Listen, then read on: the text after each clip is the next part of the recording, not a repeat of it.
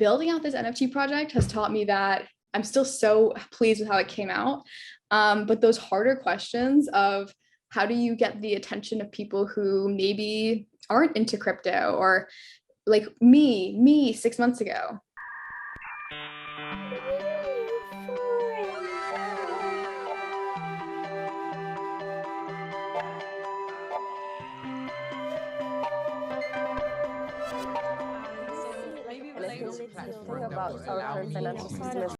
Hi, NewForum community. We're always excited to bring you inspiring and brilliant guests on our podcast. We're powered by NewCoin Foundation, focused on fostering the expansion of decentralized social applications, also known as Social 3.0, by forming an ecosystem and a community of visionaries, creators, and investors to spark conversations on the topics of crypto, the metaverse, NFT, and everything Web3. And in today's episode, we are super excited to have with us Regan. She is a student at USC and has been known in the crypto space for being part of Opyn and helped create the AstroGirls NFT Collection. We are excited to talk with Regan about her NFT collection, Web3, and what she's thinking about DAOs. Hey, Regan, we're super excited to have you on. Hey, thank you so much for coordinating this. I know we've been in touch on DMs for quite a bit of time, so I'm really excited to be here. Yeah, great. Like finally we're having you on, and I want to start with asking you, how did this journey for you started? Like the whole onboarding process for you into Web3 would be nice to know. Yeah, so it really started about, the Web3 part only started about 4 months ago, but I would say what led me there was my brother. And specifically, my brother went to East Lisbon, and that was this past fall. And I was studying abroad in Vienna, and Vienna went into lockdown for 3 weeks. This was around the time when we were really concerned, the EU in general was really concerned about Delta. There was even some rumors about England going to be shutting down. It was scary.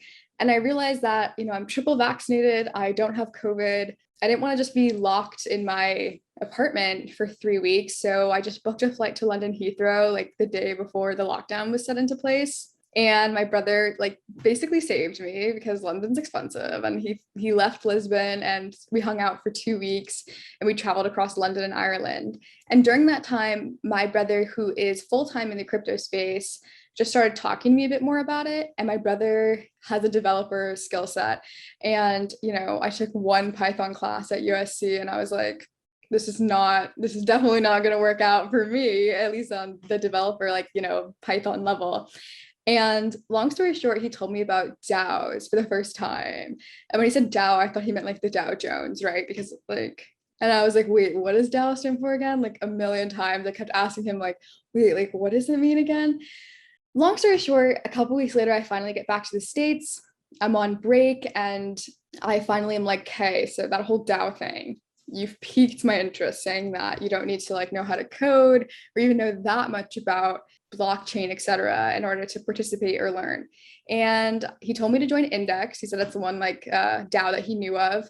And I just joined. I introduced myself, and very quickly I was responded to by Cruz and Kind Eagle. They actually both spoke to me that same day in a one-on-one call and encouraged me to make a Twitter.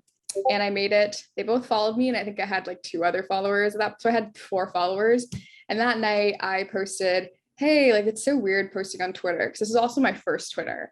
And I was like, hey, it's kind of awkward, your first post on Twitter, but I'm excited that I have 4 followers. And I woke up the next morning to 300 followers and went to bed that night with nearly 1,000. I don't know why. I think maybe the candidness of the tweet maybe resonated with people. So I don't really know why, but from there I was like, hey, I should probably figure out what is going on. There's a bunch of really eager people in this space to follow people and to hear people's perspectives. And so from there, I just, was able to get connected with really influential women in the space, like Gabby Goldberg, Chase Chapman. And from there, it's just been it's been a life-changing experience. I think it's honestly one of the best things that ever happened in my life. I'm for the first time in my life, financially independent. I'm happy with the work that I'm doing. I enjoy the people that I work with. And I feel like the work that I'm doing is of substance. it's not like, oh, a job, you know, where I just assume like everyone just works and like that's what everyone just have to work, and like, you know, it's going to feel like hours wasted in the day, but that's what you need to do in order to be able to afford to like live. And I no longer feel that way. I'm really happy with the work that I do. And so yeah, now it's about 4 months in, maybe a little, it's still a little under 4 months in, which is also crazy. And it's just been a really incredible experience. And I could not be happier that I made that Twitter, or that I had joined Index, and that these incredible men helped onboard me into Web3. That's an incredible story, and it's really nice that you had like this, your brother so supportive, you know. It's really nice that you had such a person to kind of guide you in the beginning. And you know, I think your story with Twitter is really interesting, because I also recently got my Twitter account, and I'm just like, maybe should I post something like that, but no, it's too late. But You should. this is really great.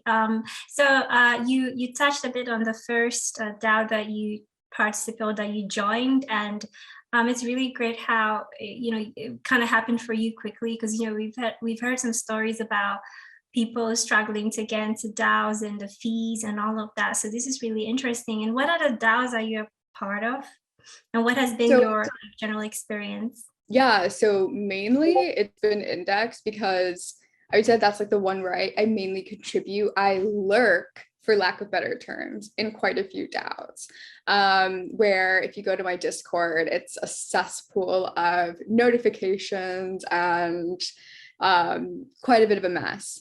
But I think what resonated with me with what you said is that it is difficult. And I actually was doing a different interview the other day, and I realized that, you know, I always tell everyone, like, just say hello. That's my biggest advice. And it remains my biggest advice. But I was very privileged with how easy, for lack of better terms, or how welcoming Index was, because I've also definitely seen other DAOs which don't have nearly as strong of an onboarding team. And I think that that is huge. And I know for a fact, if it wasn't for Index being so open and welcoming, that I would not be here today, and maybe not even as keen on Web3 or DAOs. So it definitely resonates with me, the fact that a lot of people you mentioned have struggled, because that is a huge roadblock, because there's so much talent we're missing out on the space, because these people weren't given a warm welcome / given the proper tools, education, and infrastructure to actively contribute. And out of curiosity, is Index still as flexible as it's been since you joined? Like in terms of like the entry, the onboarding process, has it like changed, or it's still it's still as flexible as it was? It is. Yeah. So as crazy as it is, right? I onboarded about 3.5 months ago.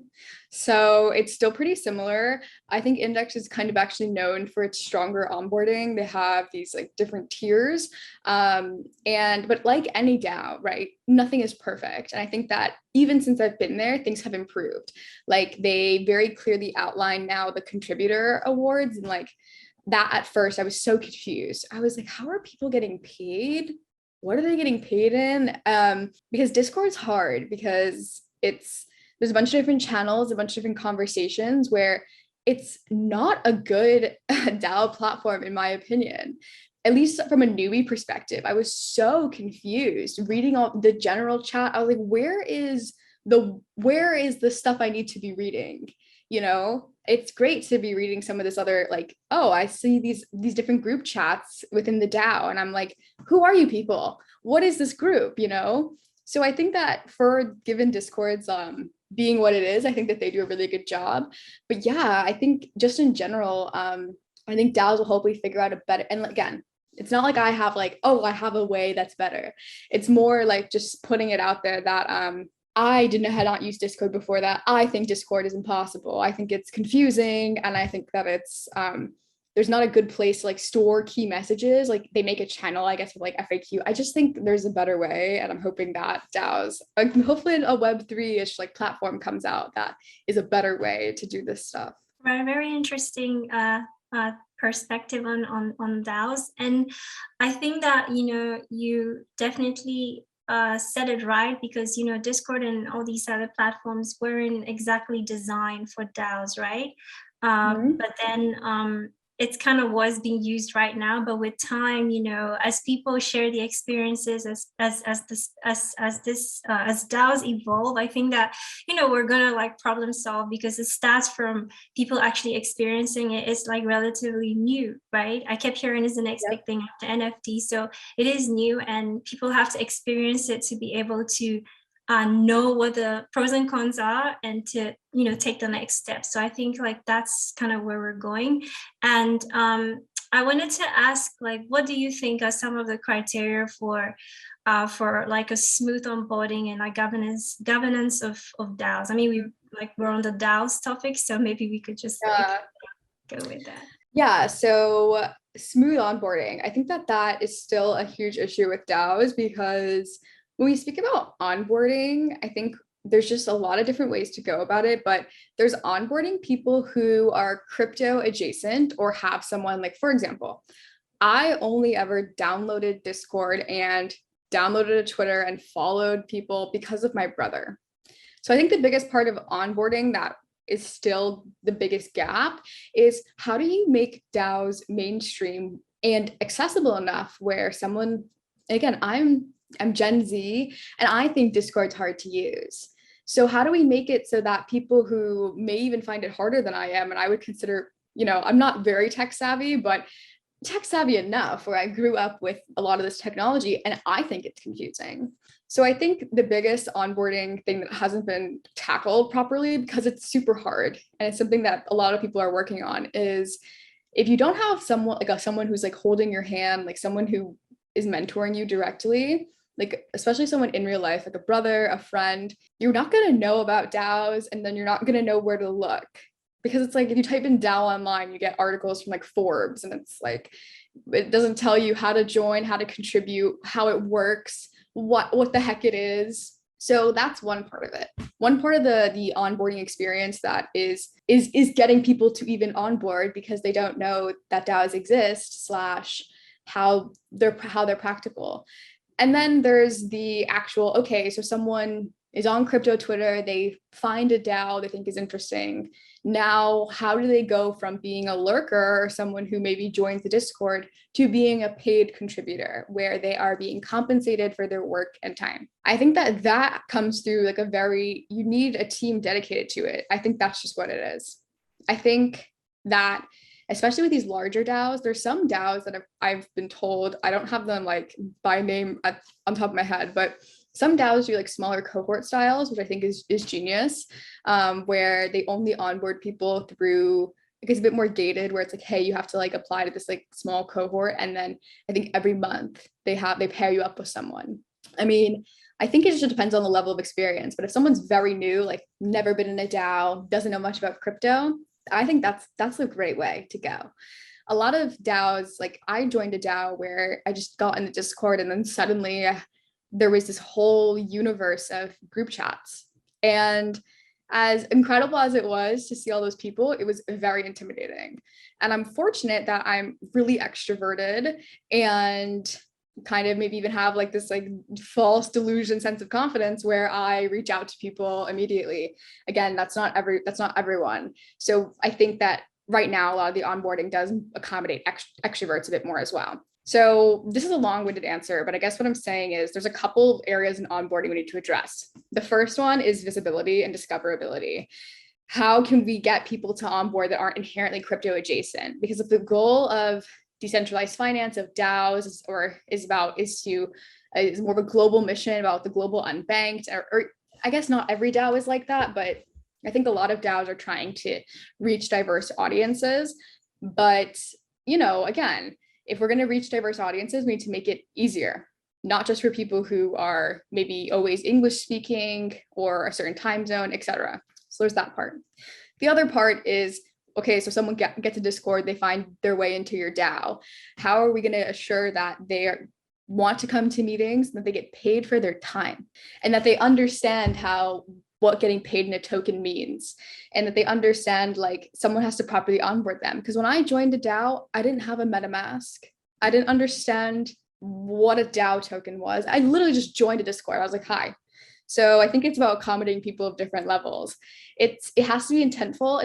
I think it has to be a job within like a pod within a DAO, because there's so many people who lurk who could be incredible contributors if they were given the resources. But in a lot of DAOs, they're not given those resources. Wow, I feel like I just, you have such a good perspective on these things, because I feel like I can see myself like in that situation, because I was in that situation, going through Discord and just being overwhelmed, and like my friend texting me, oh, you got to get whitelisted here and like be quick and like, interact. And I'm like, there's like 100 messages already after I post, and I'm like, yeah, it's I think that's why we also do NewForum, because we want to educate people and we want to get young people into the space and be brave and take chances. And I think that's really cool that we have you here. And like you said, you have to have somebody holding your hands or have some sort of personal connection, because I feel like there's also this element of like trust, or like being kind of colleagues or like buddies kind of in a DAO, because if you don't know if they're anonymous, and if you don't see them, and if there's like you're just like texting back and forth, you want to know the people that you're kind of spending all your time with, I think. And that's why I think if you have like onboarding sessions or calls, I think it's probably more nicer, because then you can feel more like understood, and you can don't feel like there's like people behind the screen that you don't know, or like I think this is a really good reflection on DAO mechanisms. Thank you. And I guess just to quickly add, I think a lot of people will say, in the future, right, like if we really want to onboard millions of people into like Web3, DAOs, etc., it can't always be like a hand-holding process. But it's like, okay, I think in my opinion, at least for the state of the information right now, it needs to be a hand-holding process. I hope that we'll get to the point where the user interface and like creating a DAO, etc., is so easy that it's like, I don't understand how the internet works. I don't understand the coding, and I don't understand what HTML stands for, but it's so easy to use. I just understand that Google is a place I can go and research. I can look things up, right? So I guess maybe that's not a great comparison to DAOs, but what I'm saying is like, at least right now, the state of DAOs, the state of Web3, I think a long-term goal is, we want it to be easy enough where, you don't necessarily need that human interaction to understand crypto or to get into block, you know what I mean? And maybe even know about DAOs. But at least for right now, I think that there needs to be a human element, because we're just not there yet with the technology, with the user interface. It's still very technical, it's still very down in the weeds, and it's not something that is easy to comprehend at all. So until it is a bit easier, until we find ways to optimize a lot of our processes and make them easier, the same way where I don't know how the internet works, I just tap my Google icon and suddenly I'm connected to the world, right? I think that there will be a future, I think, when DAOs, maybe even hopefully once we get beyond Discord, there will be a place where it's easy like that, where it's like, oh, this all makes much more sense, maybe with DAOs, like less so, because I think that's obviously like a whole nuance, but just with crypto and with using like decentralized apps in general, I think we will get there, but we're not there now. So I think the hand-holding part is still really important. Yeah, and I wanted to say, like, with the concept of hand-holding, I think so far we've actually heard a lot of stories about a partner or a relative or, like a friend. It's always been, I heard this from a friend, and that's kind of that was their like first introduction to Web3. And it's always like pleasant to hear these kind of stories. And, like, I'm very curious about this. So, currently just anyone can create an account, right? On like a Gmail account. I mean, I'm just thinking, do we foresee a future where just anyone should have access to the tools, or because we're talking about user experience and how, inclusivity and accessibility and all of that. So I'm just wondering, is DAO's going to be like that, where you can just jump on Gmail and create an account, so everybody should be able to create a DAO? Like, I'm kind of curious. Do you have any thoughts on that? Yes, that is becoming a thing. There are like the setup for DAOs, like a lot of incredible people are trying to innovate as like a one-stop shop for DAOs, where when we think about like what is a DAO, like I think that's also the huge freaking question. Like I think I go back and forth. People argue all the time, like what is a DAO? What does it mean to be an organization but also be decentralized? Which part of it is like okay, governed by smart contracts, okay, that's autonomous, but like then you have like, well, what should the governance structure be, right? Like what is a mini corporation versus like an actual decentralized DAO? So I think there's firstly just a lot of nuance in what a DAO is, but I think just the technology of it, right? The idea of it. I think that there's a lot of people who are creating tooling to just make creating DAOs easier. And so I think, yeah, it's a great question that you ask, and I'm probably not the right person to answer it, but I think that people have a right to the technology. And I think I would love for more people to know about it because people are brilliant. And I think that the more people that are exposed to it, the more brilliant the technology will be and the more brilliant our ideas will become. So I think I'm very bullish on the fact that people are trying to make the DAO creation process and the DAO governance process optimized and trying to make it easier, because I think, again, this trial and error process is so key to will this mainstream DAOs. And like the people that are doing it are people who are like leading a revolution within Web3, within decentralization, and within like what it means to work, the future of work, and just the future of collaboration and socializing. So I don't know exactly how DAOs will. I don't know what the future of them will be, if I'm being really honest. I don't know. I think that human beings have operated in DAO-like structures for a very long time. And that DeFi, of course, kind of reinvigorated that, where it's like, okay, well, now we can have like these on-chain mechanisms for organizing groups of people. So I think the idea of it will long stand, but I think the technology will be used for other things. DAOs will mean different things to different people, I think. And I'm excited for how it continues to evolve. I think I even struggle, like someone said, like, well, what exactly is a DAO? I'd be able to give you like the blanket definition, but how it actually plays out is so different across DAOs, where I think, I think a lot of DAOs have different ideas about what it is a DAO. And so I think I'm excited to see how it continues to evolve. Yeah, just thinking about, you're talking about like we're witnessing a change in like history and in technology, and it's super exciting. And I think the best thing that you pointed out is that the more people have access and the more people have information and education, the more we can diversify the space, and the more, we can, I feel like, just really make this vision come true. Because I feel like as long as not all of the people from all over the world and from all different backgrounds are in this space and really like have a chance to contribute, I feel like we're not reaching the level of decentralization that we kind of want, because we have this idealistic like vision that we want to strive for, but if we don't have like the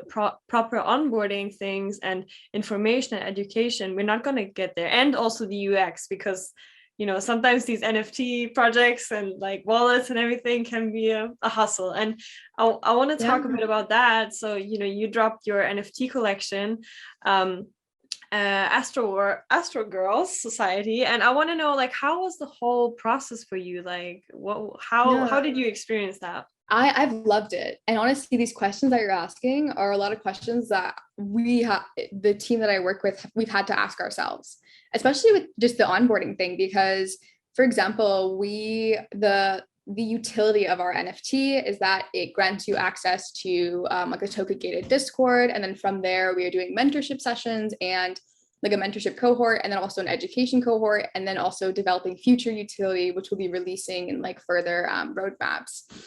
And I remember like I was speaking to a reporter, and she asked me, well, she was like, what about people who like don't have a MetaMask, right? Because in order to even get an AstroGirl, you need to dedicate like 0.08 ETH, which in a lot of places in the world is a lot of money. And for me as a college student, $200 on like a digitalized like JPEG, for lack of better words, is a lot of freaking money. And then the whole point of like, okay, well, they know enough about to have MetaMask and to even like, be a part of it. And I realized that it's going to take time, but I think for right now, our goal with AstroGirls, I feel that we've been incredibly successful. We have an incredible community of crypto adjacent, predominantly women, who we are going to be able to guide through onboarding them and teach them about DAOs, DeFi, how to get a job, how to create like an on-chain resume, etc. And like doing a bunch of bounties, and like we've great partnerships. Like it's been an incredible experience. And we've had an incredible gifting program where people who cannot afford our NFT, we've done some gifting so that they're able to receive get the NFT and still participate. But yeah, I would say building out this NFT project has taught me that I'm still so pleased with how it came out. But those harder questions of how do you get the attention of people who maybe aren't into crypto, or like me 6 months ago. And it's something that I haven't really been able to answer. And I think that the work that I'm still doing is really important. Like, okay, there's these people who were possibly slightly onboarded by someone, maybe even themselves, and now we're giving them the infrastructure and tooling to possibly even get a job in this space. The work that we're doing is fabulous, but I'm still at least hoping for the future, and maybe even our future like cohort drops. Like, how do we really target people who were me 6 months ago, maybe even you guys many months ago, like a year ago? It's a question that like kind of like burns on my mind because I still don't really know. But so yeah, long story short, I've been really excited about the work that we're doing, but just to connect it to what the ethos of the conversation we were having before, there's improvements to be made in onboarding, but like I said, I'm excited to see innovators in this space because it's a problem I'm personally quite stumped on. I quickly want to touch on what you said, that the NFT came with kind of like an onboarding process and, you know, this community. And I'm thinking just now, like, that makes so much sense. Like if you just hold like a JPEG in your wallet, I mean, some people hold it for obviously the investing part and everything, but yeah, you have it more like a, you know, you're part of like a certificate program, a fellowship, or a learning, education, onboarding, like kind of more around like, okay, these are the type of things that this NFT comes with, the utility. I think it makes more kind of sense in a way, at least for me, to get like everyone into the space, because otherwise some people will always ask themselves, why should I hold this, you know, NFT? Or utility is huge. It's like, okay, PFP, like profile picture NFTs are fun. I've even like gotten some, like obviously AstroGirls can be used as a profile picture. So I mean, it again, with NFTs, like what could the future of that technology really be? What are the further use cases for NFT technology that goes way beyond like, yes, the art is incredibly important and community is important, but like what, like, yeah, for just like the future of like how we interact with people, right? The future of how we game, future of how we, you know, access like virtual aspects of socialization, etc. It's really interesting. It's one of those things where it's like, yeah, we are still so early, and so you're going to see projects succeed, projects fail. You're going to see things where you're like, I don't understand, like why, what's the point of that? And they're going to be like, that makes sense to me, right? So again, I think it's one of those things like DAOs where it's almost like the internet, you know, it's like how it's almost too hard to even imagine, like if you were there before it, where it's like, like you have an inkling, but like what could it actually become? Or people who remember, like, you know, a bunch of early users of the internet when they were like, this is not going to be a thing, you know? And then hello. So I think it's going to be like that. I don't even know where the technology is going to go or how, but I think that being a part of this space will give you some sort of idea, and I'm just excited. I think there is a huge future with this technology, and how it will change, and things will be a surprise, things will be maybe easy to guess. But yeah, I think when it comes to onboarding people with NFTs, for me, I was like, okay, so what's like the practical like use case of it? Hence why that using at least the utility of onboarding was something that we decided to go with. That's really great. And again, like you said, time will tell. And in the crypto years, I guess 5 years is gonna be like a lot is gonna happen, or even in just 8 years. So exponential technology is crazy. It's exponential exactly. growth. It's really so we're gonna see it soon enough. But whenever I think about the future of NFTs, I think about the future of the metaverse as well. You know, I think that they're just like gonna obviously go hand in hand, and yeah, so we're looking forward to that. And you touched a bit on like, I guess like sort of like female in a way, like women in crypto, female in crypto in a sense. And I'm just like wondering, I mean, a lot of women tend to get intimidated when the conversation of like, how do you say it, like tech stuff, you know, comes up. And I'm just like, and obviously if I'm talking to my classmates from college and I say crypto, it's just like it sounds really weird to them, you know. And so I'm just like, how can we make crypto more accessible and attractive for young women to get involved? That's a great question. And I think before I tackle that, I want to say one thing, that I had a conversation this week and someone, and it relates to this because I was talking about how I self-identify as not technical. And Opyn was his name. He said, like, why do you say that? Because I think that that's like it's like this way where you think that like you can't grasp these things. And it's so true. With my last job, I read the job description because it was in traditional finance and it was working with like equity derivatives. And I was like, I don't know what the heck that is. Like, I was like, it doesn't feel like I was reading English. And I remember I'd gotten the job and I was like, I was so intimidated because it was very mathy. It was like pricing and it was a bunch of things about options, like Black-Scholes model. I was like, what does any of this mean? And then you learn because you are capable of it. And I think that if I had allowed myself to be fearful and been like, well, I don't understand it, so I'm just gonna like do the jobs that like I just think that we're so much more capable than we give ourselves credit for. And that's what Opyn reminded me of, where I'm like, why am I branding myself as non-technical? Yeah, okay, I don't think I'm very good at math. Okay, I know I'm not freaking good at math. That doesn't mean I can't understand like more of the technical nuances of crypto or just the nuances of the things that we deem as technical. So relating that to this question, I think that a great way to onboard people is, yes, like we've spoken about, make things just in general less like nuanced, like the UX, make it so that they don't necessarily have to dive so deep into this stuff in order to use it, right? Because for a lot of this stuff, you have to understand a lot of that stuff, you know, a lot of the technical smart contracts, which I don't know anything about the way, again, how Google works. I don't know what the heck JavaScript is. I don't care. So it's like, because it doesn't matter, because the UX is so good, it doesn't matter. So yes, a good way to onboard women is just improve the space. But then also I think encouraging women especially to dive into that nuance and to not necessarily limit themselves, and remind them that like technical is just is like subjective. Things are technical in one field or not in another. And I think that it's also about seeing women in the space. See a woman in the space and ask her how she feels. There's some women in the space that are math whizzes, they're incredible developers and they are geniuses. And then there's some women who are like, hey, I'm a genius, but not with development and not with blockchain tech, but I'm incredible community manager and I'm an incredible marketer. I'm incredible when it comes to tokenomics and when it comes to governance. Like there's just a place for everyone here. And I think that that's huge to emphasize, but also encouraging women. Like, you know, there's a statistic that I remember I saw on Twitter the other day where it was like, apparently like men are much more likely to apply to a job where they don't meet all the qualifications than a woman. And it's like, I guess, have the audacity, right? Have the audacity to ask and have the audacity to try. Because a lot of women in this space have done that. And I think it's just further encouraging women to do that too.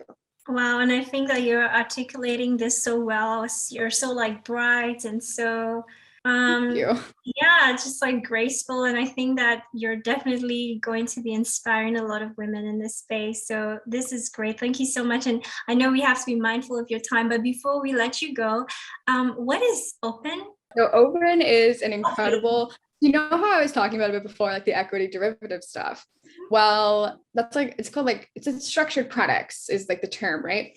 And so after I learned about that in traditional finance, I found the decentralized version of that, which is what Opyn does. So Opyn creates these products that makes crypto more accessible, but also there are these like nuanced products that we're trying to make easier and make crypto investing easier. So it's a DeFi protocol that very well married into my more traditional finance background. So that was really exciting. And again, I would have never have been working here if I didn't take the risk in my traditional finance job of, yeah, you know what, I'm going to join this team. If you say I can learn it, I'm going to trust you.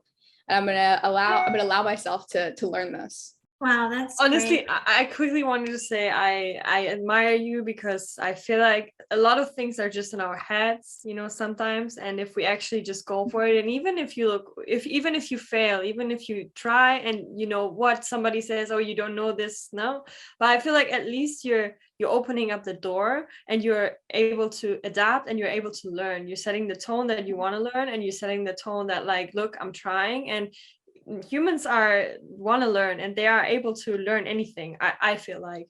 And I do too.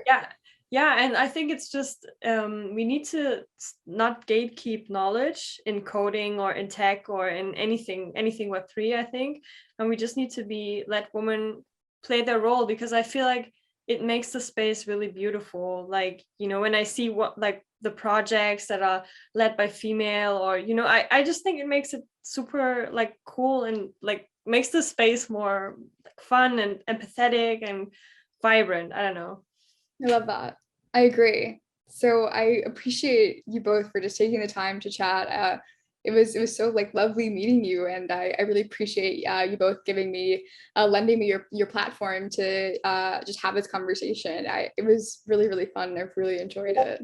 Perfect. Yeah, we equally enjoyed chatting with you, and just hearing your insightful views has been great. And like Joyce said, it's nice to see women doing it, because we fail, we try, and then others will see us and we will get inspired, and that's kind of how it is. But in the end, we're all doing this together. We're all in this together, men, women, anyone. And that's the beauty of the space. So where can our listeners and community find you on your social platform? Yeah, I would just honestly say my Twitter is where you'll find everything. That's like at Regan, not Reagan, but spelled phonetically, as we went over before we started recording. So I think that's probably the be all end all for finding me everywhere else. Amazing. Thank you, Regan. Thank you, Salimi. And thank you, everyone who tuned in today. Also, we're going to put all the links of Regan and our links in the bio down below. And we are on IG and Twitter, and we are NewCoin and also NewForum_NCO. And we're going to leave all of the links down below. And thank you guys so much for tuning in. And don't forget to like and subscribe, and see you in the next episode. See you in the next episode.